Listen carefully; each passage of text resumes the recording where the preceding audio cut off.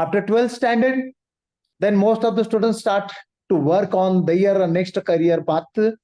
And at the beginning, how to collect the documentation, requirement of procedure, requirement of the forms, requirement of related material form. Most of the times they are missing the links and they do not have enough information and idea regarding the relevant document, certification, mark sheet about their next admission procedure, and they get confused. And this confusion leads for the late admissions in the correct college, desirable college, and may face the loss of academics in many cases. To avoid all the circumstances in hurry-burried manner, if you know well in advance the requirement of procedure, requirement of documentations, cut off fees, locations, then all make your work easier for your admission procedure. In the same regards, today we have called upon Professor Tushar Gaikwad, assistant professor at he is working at PCCOER, one of the renowned institute working under the aegis of PCET. And sir qualification is MSc NET. He has cleared the NET chemistry. Teaching experience, sir is working over the 18 years. And sir is taking care of the admission procedure right from 16 years also. So he knows all nook and corners, shortfalls of the admission procedure, and wanted to bring in the same notification of all the rest of the people now who are in the list of admission, so that you can pave your way comfortably before all the admission procedure begin. So I request sir to take 20-25 minutes to clarify all the details to the aspirant students today. Once again, I would like to wish all the best for your today's result. And sir, please. Okay, thank you very much. And first of all, I would like to thank Principal Sir to give an opportunity to talk on this my favorite topic, because I have given a lot of sessions on this, even in Pimpri Chinchwad Prekshagruha also. I have given the lecture on this documentation and the admission process for engineering and pharmacy. So let us begin with the first eligibility criteria. So the eligibility criteria for the admission is 45% in PCM for open category and 40% for for category 40%. So in that case, some of the students, if they fail to get 45% in PCM, in that case, you can remove the subject chemistry, and instead of chemistry, you can add IT marks. Then you can also add the marks from other computer science, any technical subject you can add instead of chemistry, and you can try to fulfill the 45% for open category and 40% for other categories.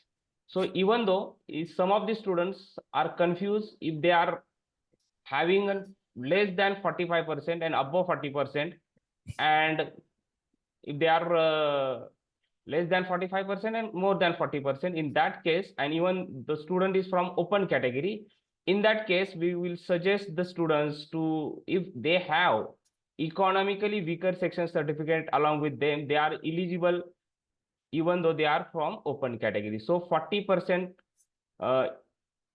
if more than 40% is sufficient if you have EWS certificate along with you. So this is first about the eligibility criteria. Secondly, we should know about the now documentation process. In documentation process, first we will start one by one what documents are required and what is the benefit in the fees for that if you have that documentation along with you. So first we will start with the SC and ST category. Before going to start the documentation for all categories, first we should know that the 3 common document is required for all students for taking admission in engineering and pharmacy. First you should have SC for Maharashtra domicile certificate, then second nationality certificate, third living certificate. These are the common certificates that everybody, and mark sheets for 10th standard and 12th standard. So these 5 documents are common to all categories. Now we will Sir, Maharashtra domicile, correct sir? Maharashtra domicile certificate is second. First is Maharashtra domicile certificate. Second is you can say nationality, and in some cases nationality and domicile is a combined only one certificate if it is mentioned there. बऱ्याच ठिकाणी nationality आणि domicile एकत्रच आपल्याला दिलं जातं, मग ते एकच सर्टिफिकेट होईल. पण जर काही ठिकाणी काही जिल्ह्यांमध्ये नॅशनॅलिटी वेगळी दिली जाते, डोमिसाईल वेगळं दिलं जातं, in that case we should have separate nationality plus domicile 2 certificates. And then third is you can say living certificate, LC कॉलेजचा. And fourth is your 10th mark sheet and fifth is your 12th mark sheet. या common गोष्टी आहेत, या सगळ्यांना लागणार आहेत. And in addition to that migration certificate for CBSE board आणि gap असेल 1 वर्षाचा तर गॅप सर्टिफिकेट, ह्या ऍडिशनल गोष्टी. And now we will talk about the category documents. Category wise कसे एक्स्ट्रा डॉक्युमेंट्स लागणार आहेत त्याच्याबद्दल आपण बोलू. First we will talk about SC and ST category. For SC and ST category we should have a caste certificate and caste validity. हे 2 certificate compulsory असले पाहिजेत, तर आपल्याला ट्युशन फीज 0 असते आणि ऍज पर गव्हर्नमेंट फीज जी काय decided असते ते त्या फीज मध्ये आपल्याला ऍडमिशन मिळतं. अँड एखाद्या कॉलेजची fee suppose 1,10,000 is the fees for particular college, त्यातली almost approximately we can say 1 लाखाच्या आसपास ट्युशन फीज असते. मग ती जर माफ झाली तर एकदम नॉमिनल फीज ज्या आहेत त्या रेंजमध्ये येतात. तर SC आणि ST कॅटेगरीसाठी हे 2 डॉक्युमेंट खूप महत्वाचे आहेत, caste certificate and caste validity. Then we will go for the next category. Next कॅटेगरीमध्ये you can say for NT आणि VJ. NT आणि VJ डॉक्युमेंट यांच्यासाठी caste certificate, caste validity and non creamy layer. Non creamy layer हे सुद्धा NT कॅटेगरीसाठी आवश्यक आहे. तर NT category असेल तर नॉन क्रिमी लेअर, आणि नॉन क्रिमी लेअर जर तुम्हाला मिळवायचं असेल that in that case you should have a below 8 lakh income certificate. त्यांना ते सबमिट करावं लागतं, मग तुम्हाला ते नॉन क्रिमी लेअर मिळून जातं. आता या नॉन क्रिमी लेअर असल्यामुळं NT आणि यांच्यासाठी they have also 0 tuition fee. त्याच्यामुळे त्यांची सुद्धा ट्युशन फी 0 झाल्यामुळं बाकीची जी फीज आहे, डेव्हलपमेंट फीज जी आहे ती 10-15 हजारापासून 20-25 हजारापर्यंत जेवढी असेल, for different colleges the fees are different. तर त्याप्रमाणे ती फीज तुम्हाला लागू होते NT कॅटेगरीला.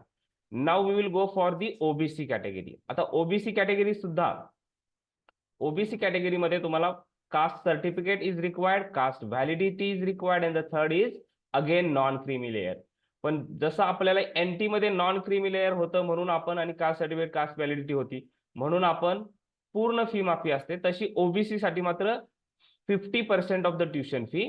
अँड देन त्याच्यामध्ये 50% ऑफ द ट्युशन फी मध्ये आपल्याला डेव्हलपमेंट फी ऍड करून आपल्याला जी काही कॉलेजची फी होईल ती आपल्याला पे करावी लागते. If you have all these 3 document with you for OBC category. कोणते कोणते डॉक्युमेंट पुन्हा एकदा सांगतो, caste certificate, caste validity and non creamy layer. आणि बरेचसे पॅरेंट्स आमच्याकडे येतात आणि आम्हाला विचारतात की आम्ही OBC मध्ये आहोत पण आमचं उत्पन्न 8 लाखाच्या वर आहे, तर आम्हाला कॅटेगरीचा बेनिफिट मिळेल का? ऍटलिस्ट मग आम्ही पैसे पूर्ण भरायला तयार आहोत, पण ऍटलिस्ट आम्हाला कॅटेगरीचा बेनिफिट मेरिटसाठी मिळेल का? तर पूर्वी तो भेटायचा, पण आता ते पूर्णपणे बंद झालंय. If you don't have a non creamy layer you will be considered as a open category candidate. म्हणून तुम्हाला ओपन कॅन्डिडेट म्हणून जरी तुम्ही OBC असाल, तुम्ही फॉर्म जरी भरला असाल आणि तुमच्याकडे नॉन क्रिमी लेअर मिळालं नाही आणि किंवा व्हॅलिडिटी मिळाली नाही, असं कुठलंही एखादं महत्वाचं डॉक्युमेंट तुमच्याकडे नसेल आणि तुम्ही चुकून OBCच्या प्रमाणेच सगळा फॉर्म भरलेला असेल at the time of CET, कारण त्या कॅटेगरी प्रमाणे जर फी कमी भरलेली असेल आपण, तर आपल्याला नंतर अजून 200 रुपये ऍडिशनल, कारण जी ओपनची फी आणि कॅटेगरीच्या फी मध्ये तो 200 रुपयाचा डिफरन्स होता, तो पे करून स्वतःला ओपन मध्ये कन्वर्ट करावाच लागेल, कारण आपल्याकडे डॉक्युमेंट्स नसतील तर. तर हा झाला OBC साठीचा. आता ओपन कॅटेगरीसाठी सुद्धा आपल्याकडे आणि OBC साठी कंबाईन एक आणि ओपन साठी अशा 2 स्कीम्स आहेत, त्याबद्दल पण सांगूया. ओपन कॅटेगरी आणि OBC कॅटेगरी या दोघं स्टुडंट्सनी, दोघं कॅन्डिडेट्स एका स्कीमसाठी अप्लाय करू शकतात व्हाईल फिलिंग फॉर्म. म्हणजे अप्लाय ऑनलाईन करत असताना, इंजिनिअरिंग ऍडमिशन किंवा फार्मसी ऍडमिशनसाठी ऑनलाईन अप्लाय करत असताना आपल्याला 2 महत्वाच्या गोष्टी लक्षात ठेवायचे. एक, बिलो 8 लाख इन्कम सर्टिफिकेट आपल्याकडे असेल, आपण महाराष्ट्र डोमिसाईल कॅन्डिडेट असेल, तर we can apply for TFWS. T for tuition, F fees, W for waiver, S for scheme, tuition fee waiver scheme. मग गव्हर्नमेंटची अशी पॉलिसी आहे की फॉर आफ्टर 60 स्टुडंट्स, प्रत्येक 60 स्टुडंट्सच्या मागे all colleges must have to teach at least 3 students. 5% quota त्यांना तो TFWS साठी देणं कंपल्सरी आहे. 60 मागे 3 विद्यार्थ्यांना फ्री ऑफ कॉस्ट एज्युकेशन मिळतं. फ्री ऑफ कॉस्ट म्हणजे ट्युशन फी 0 होते, पूर्ण फी 0 होत नाही. कारण डेव्हलपमेंट फी जी आहे 5,000, 15,000 पर्यंत, 20,000 पर्यंत, काही कॉलेजेसमध्ये इव्हन 25,000 पर्यंत ती भरावी लागते. So tuition fee waiver scheme मध्ये ट्युशन फी जी मेजॉरिटी मध्ये असते 1 लाख, 1.25 लाख, ती मात्र तुमची माफ होते. तर याच्यामध्ये जनरली ओपन आणि ओबीसी कॅन्डिडेट्स ने अप्लाय करणं अपेक्षित असतं. कारण ओबीसी वाल्यांची अर्धी फी आपली माफ होऊन जाते. ती जी हाफ फी भरणार आहे ती सुद्धा तुमची वाचून जाते. आणि ओपन कॅन्डिडेटला सुद्धा याच्यामध्ये अप्लाय करता येतं. तर कंडिशन्स काय?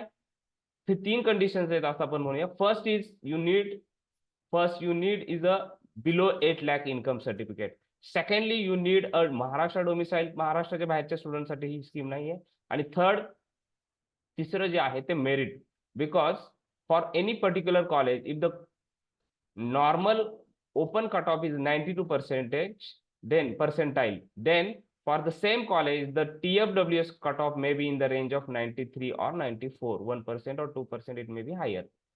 So it depends. मतलब जर एखाद्या कॉलेजमध्ये 99चा कट ऑफ लागत असेल तर तिथे TFWS चा 99.2 पर्यंत लागू शकतो. आणि जिथे 70चा कट ऑफ लागतो तिथे मे बी 80% पर्यंत TFWS चा कट ऑफ लागू शकतो. So this is about the first scheme TFWS. याला कोणीही ओपन असो, ओबीसी असो, कोणीही अप्लाय करू शकतं. ओके. बट कॅटेगरीच्या लोकांना मी शक्यतो SC ST वाल्यांना प्रेफर करत नाही, कारण त्यामध्ये मेरिट हाय असतं. तो यू विल गेट म्हणजे 1-2 कॉलेजेस तुम्हाला खालची बॉटमची मिळतील, तर TFWSचं ऑप्शन चूज करून काही फायदा नाही. कारण तशी SC ST OBC NT यांना फी 0च आहे. मग त्यामुळं TFWS ला यांनी कुणीही अप्लाय करू नये शक्यतो.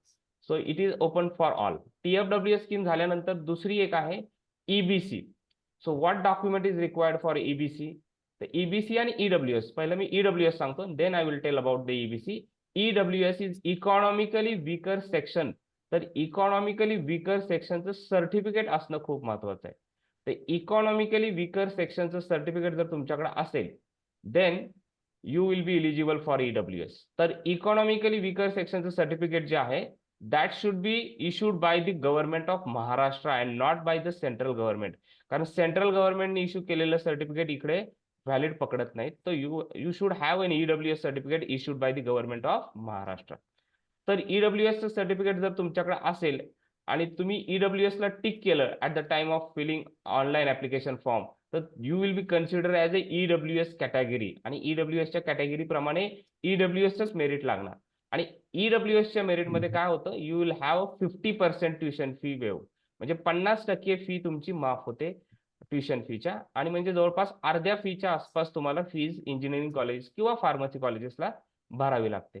So this is for EWS. पण त्याच्यासाठी EWS सर्टिफिकेट काढायला गेलात तर पुन्हा तिथेही तुम्हाला बिलो 8 लाख इन्कम सर्टिफिकेट आहे का ते व्हेरीफाय केल्याशिवाय ते सर्टिफिकेट देत नाही. So third is EBC. So what happens about the EBC? EBCच्या बाबतीत आता सध्याचा सिनेरिओ असा आहे, पूर्वीची स्कीम अशी होती की लोक EBC गव्हर्नमेंट आपल्याला द्यायचं, तर ज्यांना कुणाला चुकून EWS सर्टिफिकेट मिळालं नाहीये किंवा EWSचे पर्सेंटाईल थोडे कमी असले तर EWSचे मेरिट्स कधी कधी मिडल रेंजमध्ये थोडंसं जास्त लागतं. त्या केसमध्ये आपल्याला ओपन कॅटेगरीमध्येच राहायचंय किंवा मला EWSचं सर्टिफिकेट मिळू शकलं नाही सर्टन टाइम मध्ये, तर मग मला फी अर्धी होणार की नाही, तो होऊ शकते. त्या केसमध्ये you have to apply for EBC in the college. मग कॉलेजमध्ये गेल्यानंतर कॉलेज सुरू झाल्यावर EBC ला अप्लाय करायचं असतं. पण आता maximum colleges, you can say 99% colleges किंवा सगळीच कॉलेजेस 100% असं म्हणतात you are eligible for EBC. तुम्ही EBC ला इलिजिबल आहेत, त्याच्या सगळ्या कंडिशन तुम्ही ओबे करतायत. म्हणजे एकाच घरात 3 लोकांना EBC देत नाही, तिसरा अपत्य असेल तर त्याला EBC मिळत नाही. या सगळ्या कंडिशन्स ओबे करत असाल, 8 लाखाच्या बिलो 8 लाख इन्कम सर्टिफिकेट आहे, देन इन दॅट केस त्या केसमध्ये तुम्हाला काय करतात, ते घेताना फी अर्धी घेतात. कारण तुमची EBC येणार आहे ती कॉलेजला पूर्वी यायची, ती आता तुमच्या अकाउंटवर येणार आहे. तर तुम्ही EBC तुमच्या अकाउंटवर आल्यानंतर ती कॉलेजला पुन्हा रिटर्न करायची, कारण कॉलेजने तुमच्याकडून पूर्ण फी न घेता अर्धीच फी घेतलेली आहे. तर ही सिस्टीम आता जवळजवळ सगळ्या कॉलेजेस फॉलो करतात EBC साठी. सो EBC, EWS आणि TFWS अशा 3 स्कीम्स आहेत, त्या ओपन वाले अप्लाय करू शकतात. So this is hello the documentation. So any doubt for documentation process? Sir, EWS जे आहे ना, that is released by and issued by the government of Maharashtra. Correct ना, sir? Yeah. ते जे 50% सर्टिफिकेट आहे AWS सर्टिफिकेट ते महाराष्ट्र गव्हर्नमेंटने issue केलेलं असलं पाहिजे.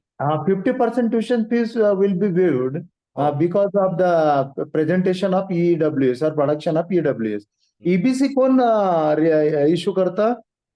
EBC सुद्धा गव्हर्नमेंट ऑफ महाराष्ट्र देतं, पण जे इकॉनॉमिकली बॅकवर्ड सेक्शन ज्याला म्हणतो आपण, बरोबर. पण त्याच्यामध्ये काय, ज्यांना EWS सर्टिफिकेट मिळू शकलं नव्हतं काही कारणास्तव, ते स्टुडंट्स EBC ला अप्लाय करू शकतात. आणि ओपन कॅन्डिडेट, ऍक्च्युली ओपनचं मेरिट वेगळं असतं आणि EWS चं मेरिट वेगळं असतं.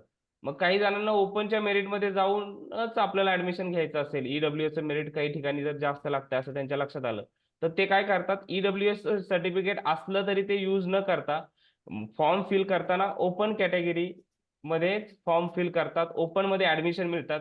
मग ओपन मध्ये ऍडमिशन मिळाल्यानंतर कॉलेजमध्ये गेल्यानंतर EBC ला अप्लाय करायचं, because that need only below 8 lakhs income certificate. आणि अजून ज्या मी 1-2 कंडिशन सांगितल्या काही, त्या जर तुम्ही ओबे करत असाल तर तुम्हाला EBC मिळून जाते.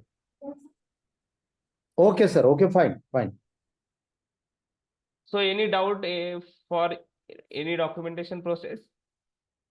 मला वाटतं डॉक्युमेंटेशनचा पार्ट कम्प्लीट झालेला आहे. So shall we move for the admission process?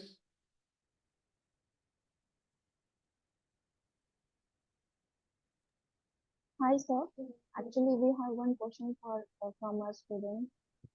Sir, EBC ला OBC वाले पण अप्लाय करू शकतात का?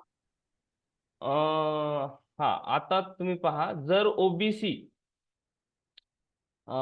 ओबीसी कॅन्डिडेट्स आहेत, ते EBC ला का अप्लाय नाही करू शकत सांगतो. कारण EBC गव्हर्नमेंट काय म्हणतं, you have to choose either one of your, कुठलीही एक स्कीम तुम्ही हे करा. कारण ओबीसी जी आहे त्यांना आपण 50% ट्युशन फी वेव केलेलीच आहे ऑलरेडी. कारण त्यांनी caste certificate, caste validity, non creamy layer produce केल्यामुळं त्यांची ऍडमिशन फीज 50% आहे. तर राहिलेली पुन्हा एकदा त्यांनी एक स्कीम वापरली ओबीसीची, तर त्यामुळे त्यांना EBC पुन्हा अप्लाय करता येत नाही.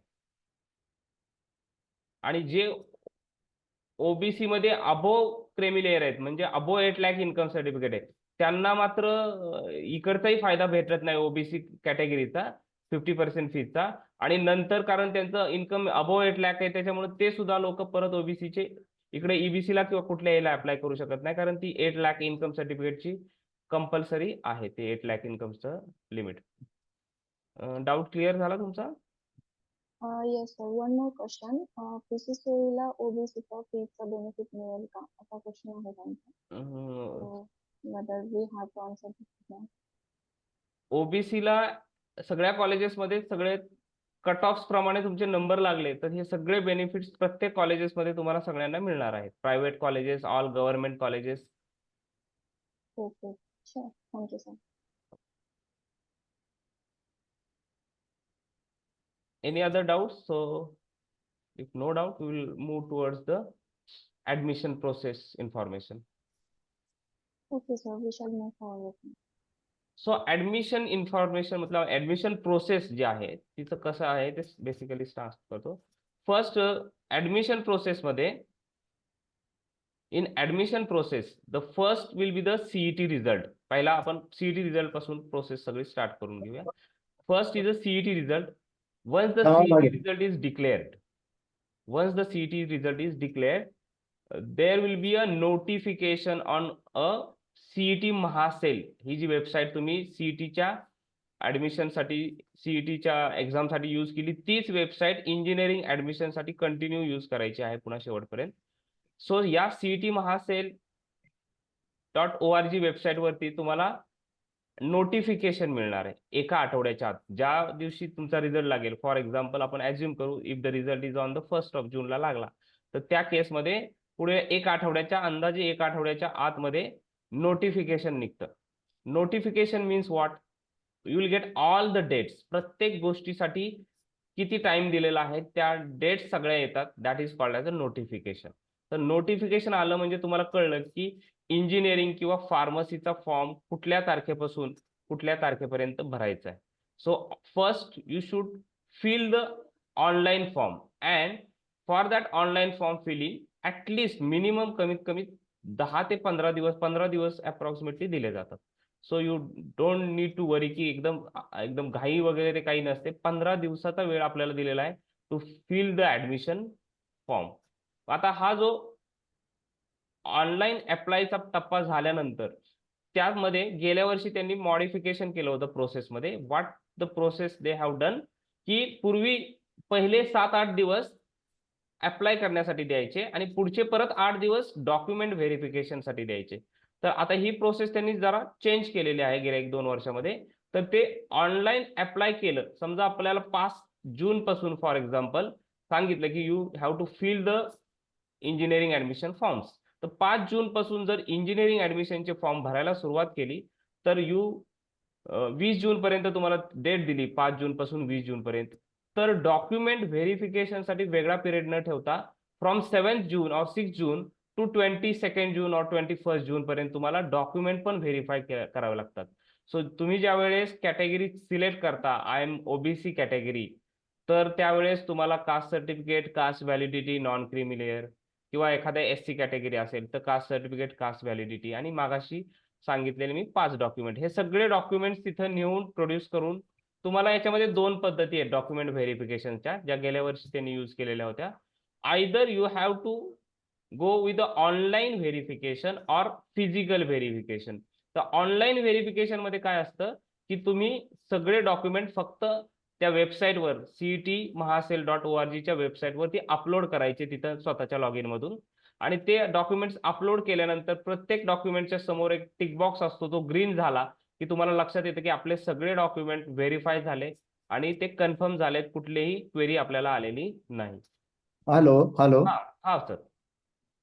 Sir, one of the students who is a participant here Hmm. is asking 3 questions. Parth Sarude is the student of our college.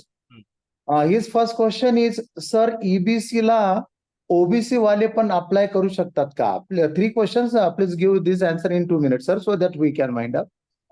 EBC ला ओबीसी वाले अप्लाय करू शकत नाहीत, कारण ओबीसी ची ऑलरेडी त्यांनी 50% फीज माफी मिळवलेली आहे.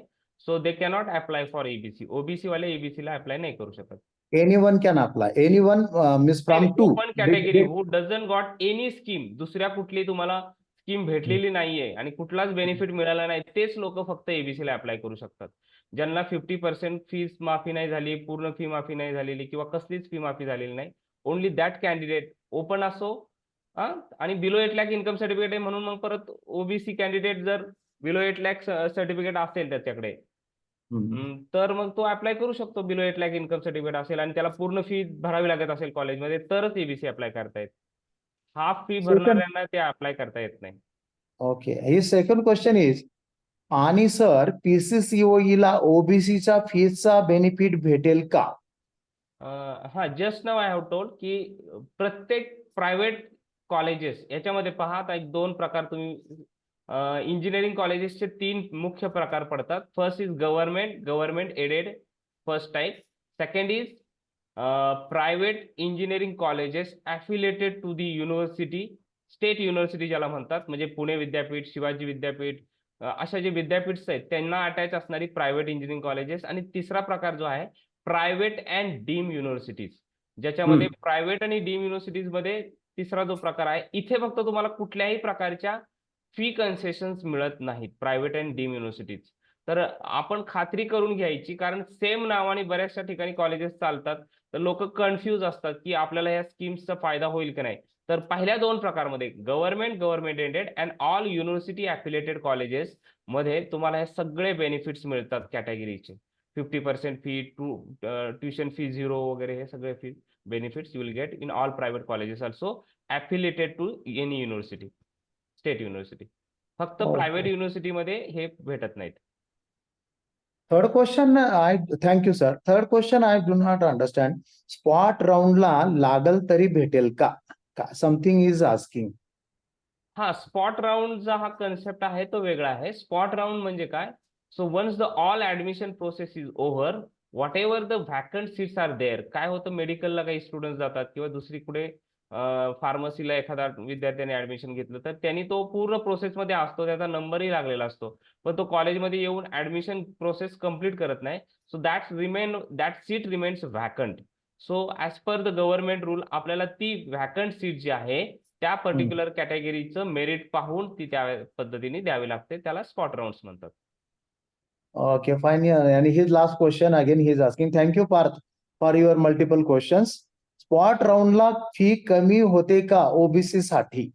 नाही, what is the drawback of spot round, की कधी कधी स्पॉट राऊंडला असं होतं की पूर्णच्या पूर्ण फी तुम्हाला भरावी लागते, कारण जर ती ओपनची जागा असेल आणि तुम्ही ओबीसी कॅन्डिडेट असाल तर तुम्हाला त्या जागेमध्ये स्पॉट राऊंड मध्ये ऍडमिशन मिळालं तर तुम्हाला पूर्ण फीज पेड करावी लागतात उलट स्पॉट राऊंड मध्ये. आणि काही ठिकाणी असं आहे की ओबीसीची जागा असेल, ओबीसीच्या कॅन्डिडेटला ती स्पॉट राऊंड मध्ये मिळाली तर त्या केसेसमध्ये डॉक्युमेंटेशन प्रोसेस व्यवस्थित केली गेली तर बेनिफिट्स मिळू शकतो. गॅरंटेड नाही पण तो मिळू शकतो. Fine, it fine. Depends Thank you, on the sir. Institute, ते इन्स्टिट्यूट कशा पद्धतीने त्या केसला हँडल करतात. Yes, sir. Yes, sir. So hope the questions arised during discussion has been clarified by Shri Tushar sir, and most of especially regarding the engineering procedure documentations, sir has clear all the doubts and clear documentations procedure also. So hope most of the students got the clear idea about the collection of certificates before the admission procedure. These are the very important difference between EBC, EWS, OBC, Open, SC, ST, NTVJ. These specific categories require what kind of documentations are as clarified and what kind of benefits they get during the admissions in case of tuition fees, development fees, whatever the nature of the fees. So all this concept has been cleared. So thank you very much, sir, for your clear concept regarding admission procedure and documentation. Hope if you permit, next time we can go for the pharmacy admissions documentation because of the time concern today. Actually, the admission documentation process is exactly same for the engineering and pharmacy. Okay, fine, fine. So fine, absolutely good. Two in one. So I would like to express my thanks on behalf of entire staff members and students of 12th standard and those who are aspirant for getting admission after 12th standard result. So thank you so much, sir, and hope in the regular interval you can just express your views, your thoughts, your ideas and concept regarding the eligibility criteria. All the policies amended by or made by laid down by the legislative and government of India, government of Maharashtra, that we can reach to the parents and students